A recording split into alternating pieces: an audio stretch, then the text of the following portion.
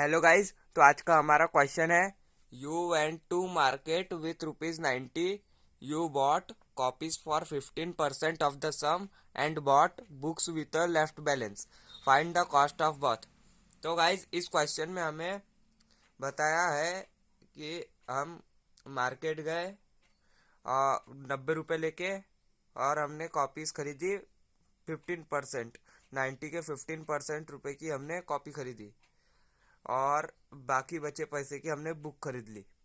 और हमें find the cost of worth, मतलब हमें दोनों की प्राइस देखना है कि हमने कितने रुपए की कॉपी ली और कितने रुपए की बुक्स ली। तो गाइस चलिए सॉल्व करते हैं इस क्वेश्चन को। गाइस हम सबसे पहले गिवन में लिख देते हैं। गिवन में हम लिख देते हैं total money. Total money equal to ₹90। ठीक है। फिर इसके बाद हम लिख देते हैं कॉपीज।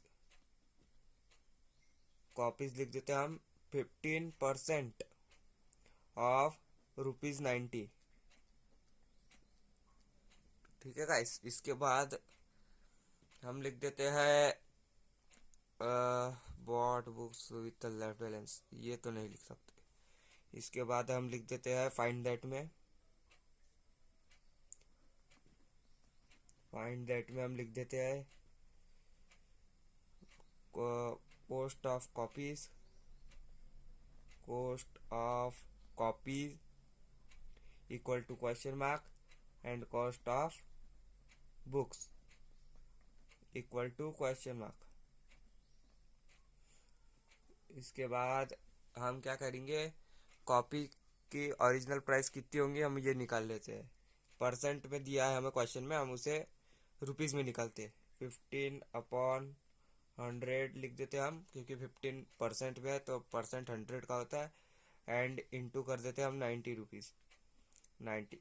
तो गाइस हम इसे सॉल्व करते हैं। 0 से 0 कैंसल, फिर 10 का हो जाएगा 5 2 जा 10, 5 3 जा 15। इसके बाद हम ये और सॉल्व करते हैं। 9 3 जा 9 3 जा 27 एंड अपॉन में 2 लिख देते हैं। हम इसे डिवाइड करते हैं। डिवाइड करने पर हमें 2 1 जा 2 मिलता है। 2 13 जा 13.50। गाइस ये हमें मिलता है 13.50 equal to copies equal to हम लिख देते हैं ₹13.50। ₹13.50। ठीक है। तो हमें कॉपी की प्राइस मिल गई, उसने कॉपी ली है 13.50 रुपये की। और हमें बुक्स फाइंड करना है, तो बुक्स के लिए हम देख लेते हैं। बुक्स के लिए हम लिखेंगे बुक्स इक्वल टू, अगर उसने 90 रुपये उसने अगर मार्केट में पूरे लाए थे, और उसमें से 13.50 रुपये की उसने कॉपी खरीद ली, तो बचे बैलेंस की उसने बुक्स खरीदी, तो बचे बैलेंस तो हम माइनस कर देते हैं। 90 माइनस 13.50।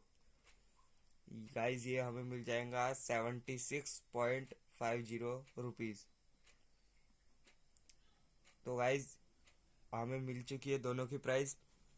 13.50 रुपये की उसने कॉपीज खरीदी एंड 76.50 रुपीज़ की उसने बुक्स खरीदी। तो गाइज हम आंसर में लिख देते हैं, ही द he bought